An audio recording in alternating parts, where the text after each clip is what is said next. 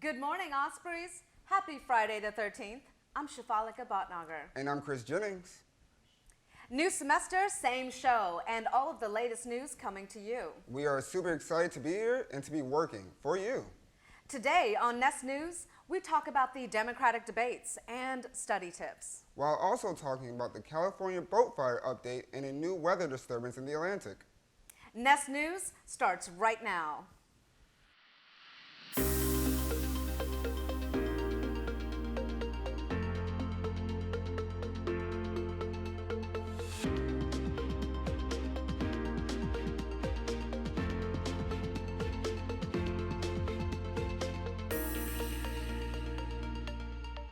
Last night, Democratic debates were held as the country got their first look at some new candidates, as well as some familiar faces. Former Vice President Joe Biden was a notable face, as many believed before the debate that he would be the favorite candidate for the Democratic Party. Other candidates include Senator Amy Klobuchar, Senator Cory Booker, South Bend Mayor Peter Buttigieg, Bernie Sanders, Senator Elizabeth Warren, Senator Kamala Harris, entrepreneur Andrew Yang, former U.S. Representative Beto O'Rourke, and former Housing Secretary Julian Castro. Healthcare, gun violence, and the recent mass shootings were hot topics at the debate. And while candidates had different views on the topics, it was clear that all candidates thought Trump not to be suitable for the office. The party's 2020 class, once featuring 24 candidates, has essentially been cut in half by party rules requiring higher polling and fundraising standards. Just 10 candidates qualified for Thursday's affair, although more than that have qualified for next month's round. It looks like we have another tropical disturbance in the Atlantic. Let's head over to Miller Mott with more on the story. So we're looking at potential tropical cyclone 9 right now. As of this morning, the National Hurricane Center has given us a cone of uncertainty given the storm's formation over warmer waters. Although the storm is not yet formed, the disturbance is expected to quickly develop into a tropical storm by early Saturday morning, at which point it would inherit the name Humberto. Today, the storm is expecting to make landfall in the Bahamas, where officials say it could interfere with relief efforts in the wake of Hurricane Dorian. By Sunday afternoon, we could be seeing the effects of the storm here in Jacksonville with potential tropical storm force winds. For more, we'll keep you up to date with the latest developments on the Spinnaker website. Thanks, Miller. We'll see you later on for Nest News Weather Report. Yeah, you know what? I don't even know how to feel about these storms now, especially regarding to Jacksonville. You just never know, what these hurricanes are, even though this is just a tropical storm right now, but who knows how it'll turn out? Yeah. And after Dorian came through, or rather didn't come through, it's with all the evacuations and all the preparedness that Florida went through, it's just really confusing as to what's going to happen next. Right. I spent so much money on groceries, and I have so much food for no reason. Right. And so we'll keep you posted on that, Ospreys. For 8 years, UNF has ranked as best regional university by U.S. News and World Report's Best Colleges. That all changed when U.S. News and World Report's 2020 edition of Best Colleges came out on Monday, September 9th, ranking UNF among national universities. More than 1,900 colleges and universities across the country are included in this ranking. UNF came in at number 281 for national universities and number 140 in top public schools. This level of recognition is new for UNF and marks the university as an elite institution. We have the latest on the boat fire in California that tragically killed 34 people. The National Transportation Safety Board released a preliminary report saying all 6 crew members were asleep when the blaze broke out on September 2nd. Just yesterday, salvage crews were able to lift the vessel out of the ocean, where it will be now taken to the shore for inspection by investigators. The Coast Guard has released additional safety recommendations in the wake of the tragedy, such as limiting the unsupervised charging of lithium-ion batteries and the use of power strips and extension cords. On a lighter note, fall semester has basically just begun, but it is a good idea to go ahead and draft your study plan now before classes become too overwhelming. Lucky for you, Spinnaker tracked down some A+ study tips from your fellow Ospreys. Here's Courtney with more on the story. Maybe you haven't given it much thought yet, but you likely have hours of study ahead of you this semester. Lucky for you, Spinnaker asked your fellow Ospreys for their best study tips. So what's your study tip? Try to study actual concepts and understanding the material that you're being tested on. Because if you're just studying how to do stuff, then your professors are going to throw some curveball at you on a test, and you're not actually going to know what you're doing. I would have to say that reviewing your notes immediately after class instead of waiting. So like going to the lib right after class instead of going home and then just going over what you just learned. It seems like a lot of Ospreys have the same advice. Don't procrastinate. Don't procrastinate. Definitely don't procrastinate to the night before, because you're not going to get a good grade. Learn from experience on that one a few times. Take notes in class.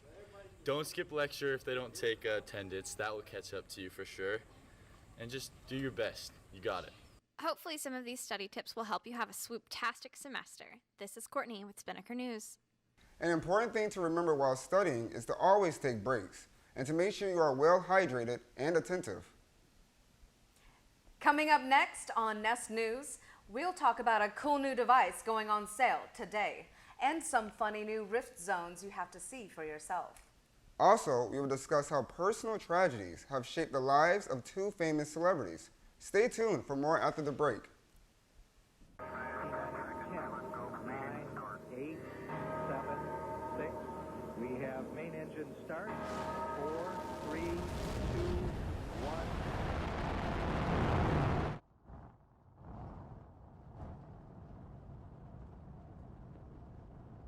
Let me tell you a little bit about the STEM. My name's Lee Gia. My friends and I have done some amazing things on this show, like flying through hurricanes, or driving Teslas, or swimming with manatees, or even floating in zero gravity. We film these things and bring them here, to the world's next great science and space show. That's where the STEM comes in. We go on adventures as an excuse to learn something. The universe is a pretty big place. There's a lot to learn, a lot that's interesting to learn. Over the next year or so, we'll be riding in the centrifuge, farm in the heart of New York City, fly a spaceship, fly President Harry Truman's Air Force One, launch some rockets, catch some rockets, nice! Shoot video at the speed of light. Our world and universe are there, waiting to be explored. The question is, what are you waiting for? Welcome back. Here's our week's pop culture rundown.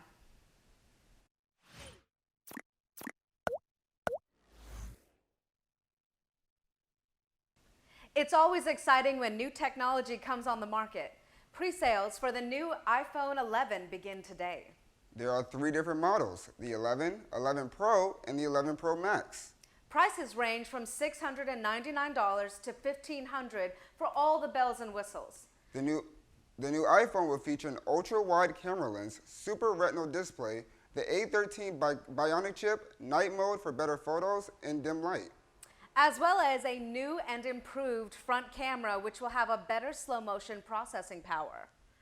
Which is really interesting, I think. That new front camera is going to have these slow motion selfies we can take.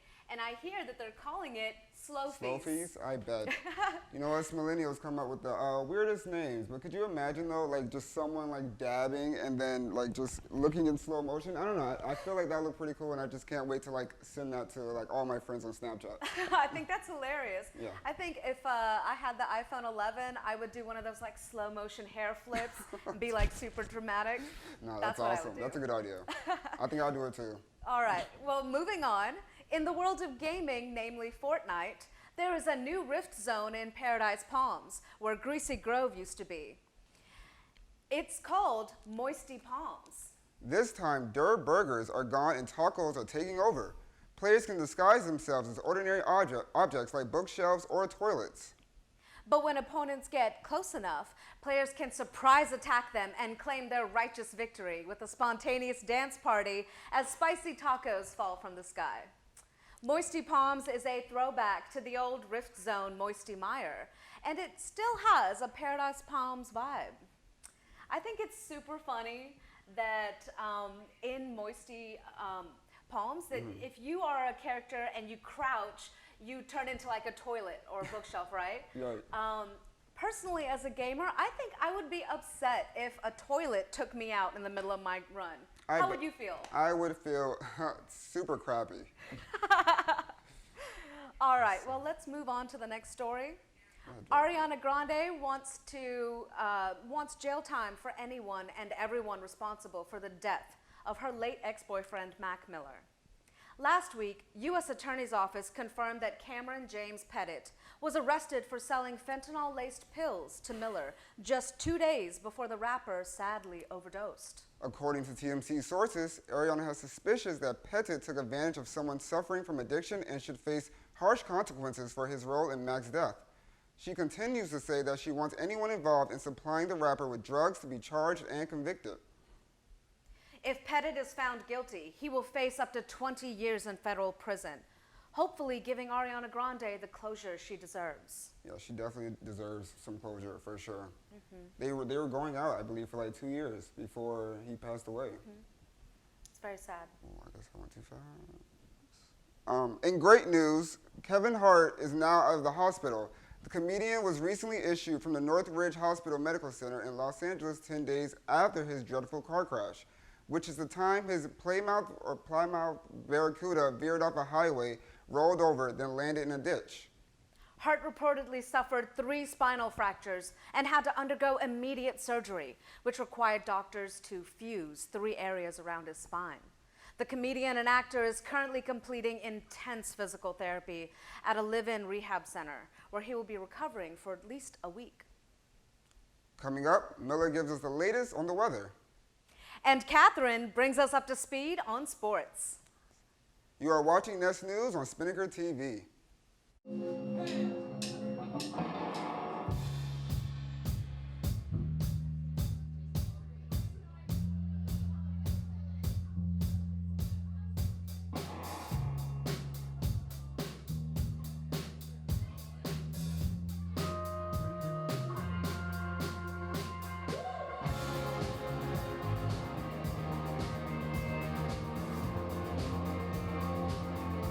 It's been pretty sunny outside recently, hasn't it? Yeah, it sure has. You got that right. Let's head over to Miller Mott for our weather update.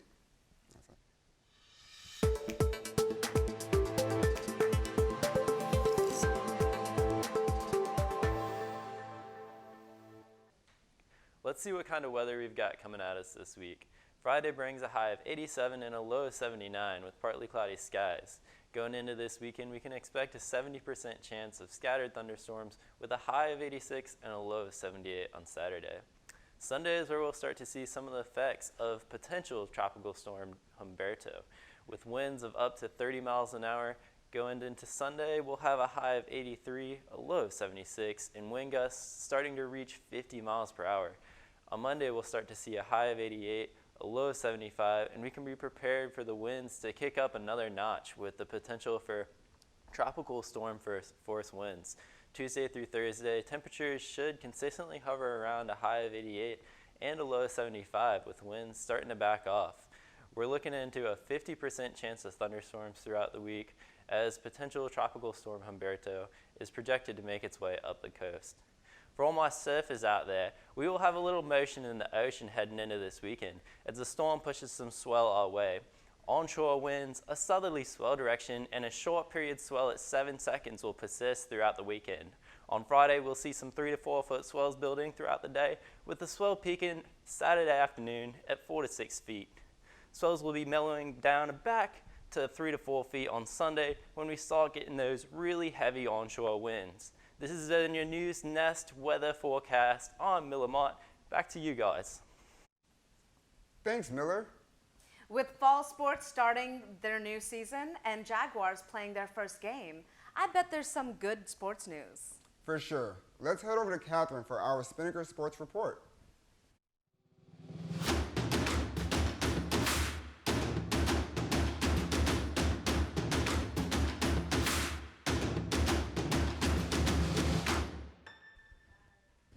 Thanks, guys. The UNF women's soccer team 4-game winning streak came to an end on the road last Sunday against FAU. Redshirt freshman Emma Voigt made her first goal as an Osprey. However, the Owls scored 2 unanswered goals, leaving the final score in Boca 2-1. The women's soccer team returns home this weekend to face the Air Force on Sunday, September 15th at 1 p.m. This past weekend, the UNF volleyball team hosted the UNF Invitational. The Ospreys lost to East Carolina in 4 sets. Freshman Juliana Askew set up 42 assists, and Gabby O'Connell led the team with 12 kills. After going 1-3 against Wake Forest, the Ospreys finished the tournament by defeating Mercer in 3 straight sets. The volleyball team has a busy schedule this weekend as they take on Belmont today at 10 a.m., FIU tonight at 7 p.m., and FIU again at 2 p.m. on Sunday, September 15th. The UNF men's golf team finished as the runner-ups at the Carpet Capitals Collegiate Tournament. Michael Mattis, Grant Sutliff, and Tanner Lee all placed individually in the team's tournament. The team's next tournament is the Graham McDowell Invitational in Birmingham, Alabama on Monday, September 23rd. When Retta Moore walked onto the UNF women's basketball team her freshman year, she never thought that she would be awarded a scholarship 2 years later. I got the chance to interview Retta about this scholarship and what it means to her. This scholarship means so much because it really just shows that hard work can pay off, and it's just something I'm very appreciative for and just thankful for the opportunity. From freshman year through sophomore year to now, I've tried to always come in with a positive attitude, really be encouraging to the team, and just always give best effort. Definitely want to improve the percentages, getting in the gym extra and just shooting. I am very, very, very grateful and appreciative and just excited for what the future holds. NFL football is back, and the Jags had quite the season opener against the Kansas City Chiefs. Since none of the Jags starters played in the preseason, Sunday's game was the first time we got to see quarterback Nick Foles take the field. However, his debut as a Jaguar was short-lived. After throwing a beautiful 35-yard touchdown pass to DJ Chark, Foles took a season-altering hit from Chiefs defensive back Chris Jones and exited the game with a broken left clavicle. Early in the second quarter, after an altercation in the end zone, team captain Miles Jack was ejected from the game for throwing a punch at Chiefs receiver Sammy Watkins. Without Foles and Jack, the Jaguars had to make major adjustments on both sides of the ball. Rookie quarterback Gardner Minshew made his NFL debut by completing 22 out of 25 passes and throwing for 275 yards with 2 touchdowns. MVP Patrick Mahomes led the Chiefs' high-potent offense to score 40 points against an overwhelmed Jags defense, making the final score in Jacksonville 40-26. After last week's performance, the Jags have a lot to prove as they travel to Houston this week to take on the 0-1 Texans. I'm Catherine Cavallo, and this has been your Nest News Sports Update. Well, that just about wraps it up for our show today. Before we leave, make sure to follow our Instagram and Twitter, both at UNF Spinnaker. And subscribe to our daily newsletter at unfspinnaker.com. I'm Chris Jennings. And I'm Sheifalika Bhatnagar. And until next time, swoop Ospreys, swoop.